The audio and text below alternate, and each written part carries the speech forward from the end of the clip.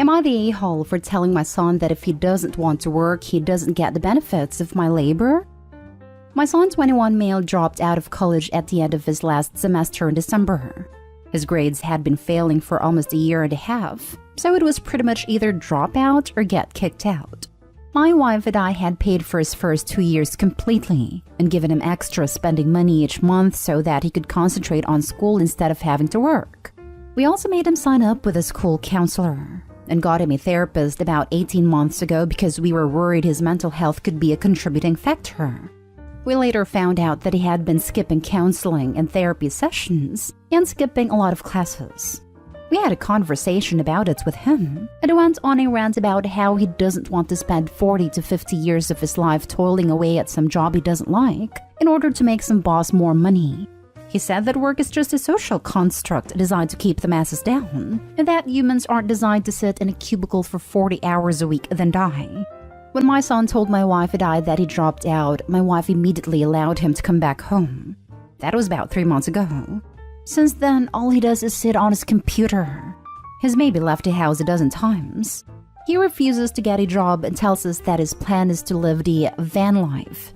I worked a union blue-collar job for years to support my family, and I'll be damned if I'm going to let my son crap all over my hard work. A couple weeks ago, I got home from work exhausted and he made a remark about me breaking my back for the man. I told him that my job gave him the opportunity to go to college, and he chose to squander it. It turned into a fight where I let out a lot of frustration on him. I told him he either gets a job or he no longer gets to take advantage of my hard work since he seems to think so little of it. I told him I would remove him from our family phone plan, cancel our internet, no longer let him eat our food, and give him a tent so that he can sleep in the backyard. He yelled at me that I'm being an a-hole, and that those are basic human necessities, and I can't deprive him of those. I told him that if he needs those things, then he can freaking work for them like the rest of us, or go find a van and get out. He hasn't spoken to me since, but my wife says I was too hard on him and that this transition has obviously been difficult for him. I told her I am tired of coddling him, and I will not allow him to blatantly disrespect me in my own house, while also taking advantage of all the things I have worked hard to give him. Now, my wife is upset with me too, because she thinks I'm being unreasonable to expect our son to at least do something with his life to contribute if he is going to stay with us. At this point, I don't care if he lives in the backyard and makes a little garden back there to grow his own food. At least that would show some initiative on his part. Now for the top comments. Not stay home. He needs to grow up. Some folks, growing up happens easy. Some folks, it happens hard. Ideals are fantastic, but you can't eat them. Not stay home. Well, these basic human necessities don't look like a social construct now, do they? It's one thing to screw over an awful employer or a biased legal system, or to just freaking hate the necessity of what the economics of specialization have driven us to. It's a whole other thing to screw over your parents. Not stay home. If he wants to embrace the van life, he needs to leave and find a van life. Otherwise, he is as bad as a boss profiteering off someone else's labor. His ideals aren't wrong, but his actions and expectations are. You have worked hard to afford him these privileges, and so are entitled to withdraw them if you feel he isn't earning them. He has reached adulthood, and by your account, you've given him all. He also needs to know most van lifers work. Some of them work a lot. But they put stuff on YouTube and have 1 million subscribers. That's so easy. I can do that. Lol, one of my favorite van lifers YouTube. It have been super upfront in what it's taken to get to where they are. Just years and years of work. And they kept their jobs for a very long time when they started out. Not stay home. I have a couple comments here. Your wife is his enabler.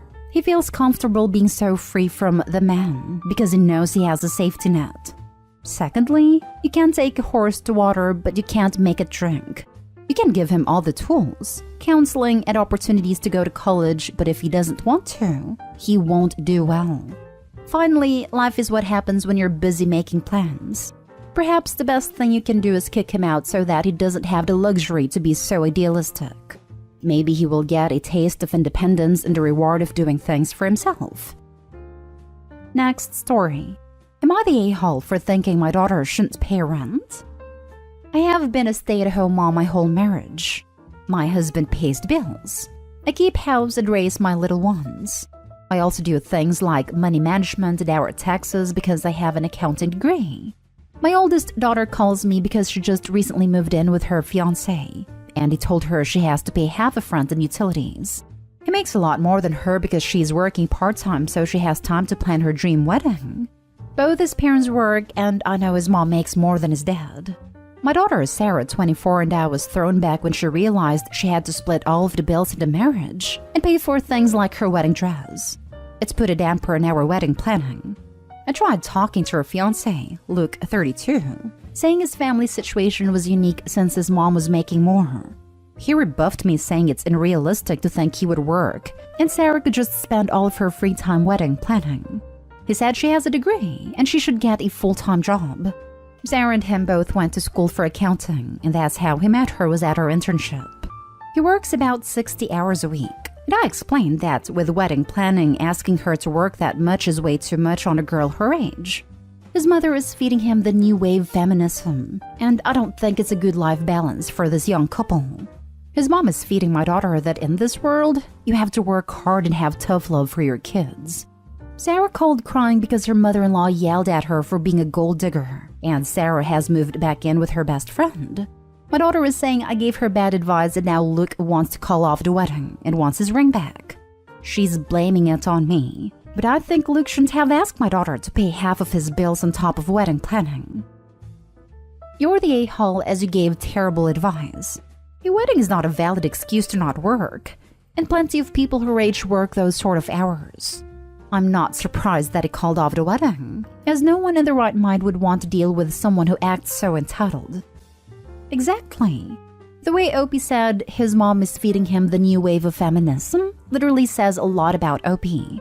Her idea is the one that isn't a good balance for any couple. And Opie, yes, in this world you gotta work to earn money in order to live. You can't just mooch off another. There is no more blue is for boys and pink is for girls. Your daughter is capable enough to get a job and support herself. And if she continues to listen to your terrible advice, she'll probably end up alone. And if your daughter can't handle a job in wedding planning at the age of 25, she ain't ready for having kids or getting married either. You're the a-hole. Too much for a girl her age? What are you implying? She's too young to take on the responsibilities? If that's the case, then she shouldn't be getting married in the first place. That line cracked me up. She's 24, not 14. And shocking though it may be to OP, plenty of women work full-time and plan weddings at the same time. It's put a damper on our wedding planning. May have been a slip of the tongue, but it said everything. This isn't your wedding. This isn't your marriage. Their family dynamics are not yours. You're asking them to go by your lifestyle, not develop their own. If your daughter is living with Luke, it's not solely Luke's rent. Let's go ready. You're the a-hole. She needs to work full-time.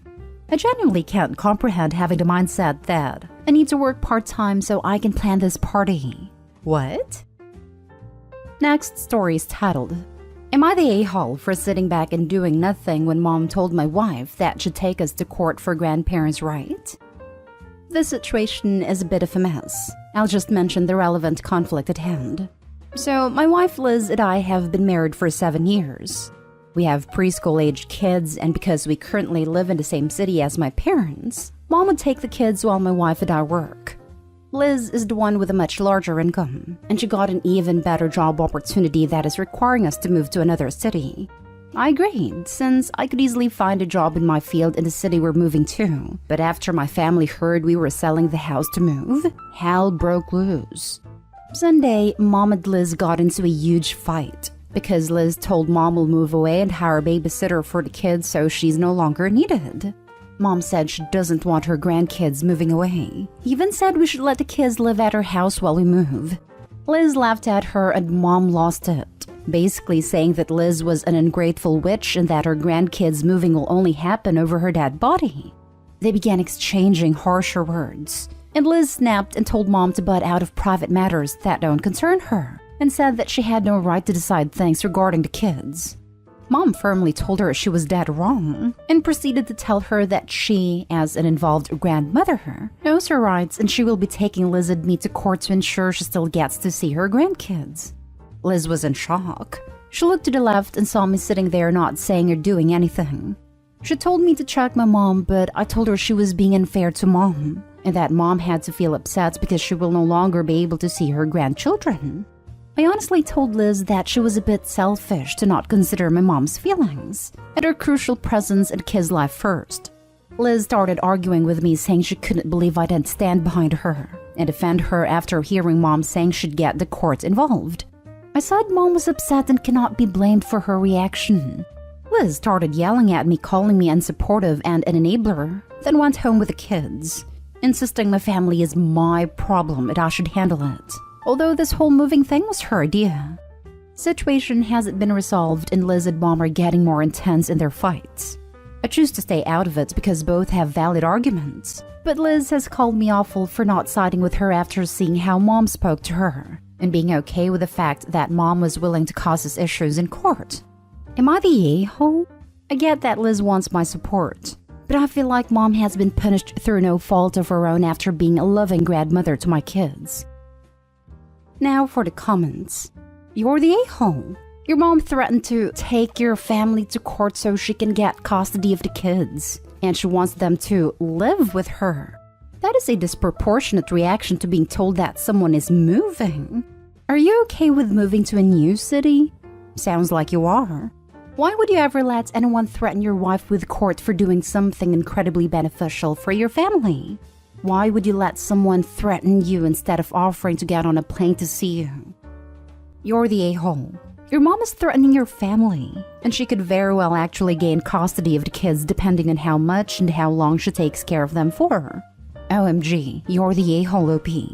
Your wife and children should be your first priority always, not your mother's feelings over moving.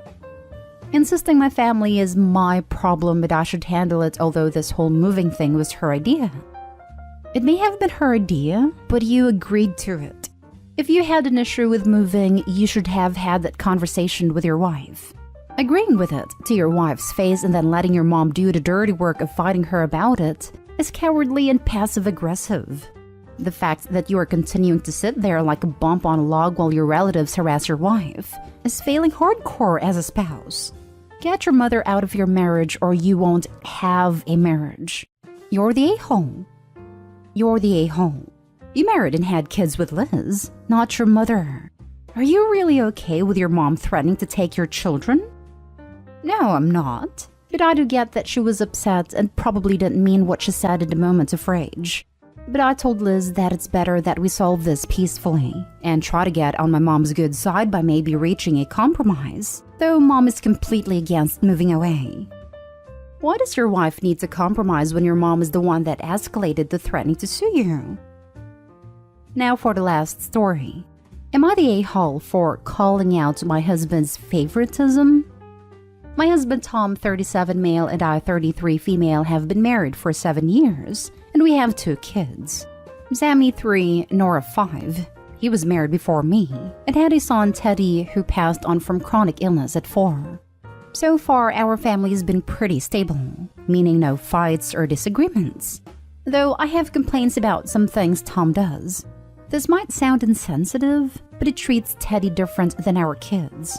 Like he has a ton of framed pictures of Teddy on his office wall and desk, but none for our kids.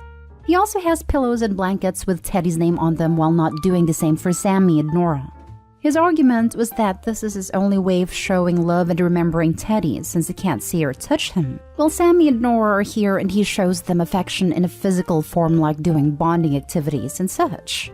We kind of moved on from this issue until I accidentally came across a whole journal he has that was dedicated to Teddy. I'd read some of what was written, and it had details of some moments in Teddy's life. I felt sad for 2 reasons. 1, because of how much heartache Tom had experienced, and 2, the fact that he never thought of writing about his special moments with Sammy and Nora. I gently brought it up to him, and he got upset and tried to say the same thing about how he adores all 3 children, but in different ways. I said it still hurts because while Sammy and Nora are still young, what if they come across something like that when they're older and realize that dad didn't love them as much as his eldest kid? I said this reek of favoritism. But he said we weren't even having this conversation, nor should I have called him out on his alleged favoritism after I disrespected his privacy and read his private thoughts. I argued that it is what it is, and he should start considering including the kids now and not wait till they're, God forbid, gone to show them love. He said I should be ashamed of myself for implying he doesn't love his young children and for making him guilty only because he suffered a tragedy and was finally at peace with it. I said I was sorry he felt this way, but he told me to stop talking and leave the room. I walked out and he started crying. The kids then entered the room and started comforting him. So far, we haven't been on good terms. I keep trying to stay calm and collected, but he's being cold towards me, making me feel like I'm at fault here. I want to know if I am the a-hole. You're the a-hole. What is wrong with you? Calm down. The guy lost one of his kids. That child is literally not here anymore. Pictures and a journal is his way of coping with sadness. It does not mean he loves your kids less or favors Teddy over them. Teddy is dead. Take a step back and just stop being so self-centered. Unless he ignores his other two children completely, you are so out of line and instead of being supportive, you are being a nay. So I agree that Opie is the a-hole, but I do wonder what his other two kids are gonna think when all they see is Teddy and not them in Daddy's life. That doesn't excuse Opie in any way at all. I just want the poor guy to make sure that he's dealing with everything in a safe and healthy way. My heart breaks for him. You're the a-hole and huge. My God, how can you not understand and let the man grieve and process this grief in any way, shape, or form he needs to? Teddy's gone. You don't have to make some sort of fake competition for receiving love from your husband. Read a book about losing a child or something so that you can help the man instead of making his trauma worse. Unfortunately, yes, it may be worth updating knowledge on grievance and jealousy OP. Also, it's likely OP is now pushing the husband away. Why would he want to be with a woman that can't properly respect his privacy and past? I would apologize, buy him something to say sorry, and change how you are acting.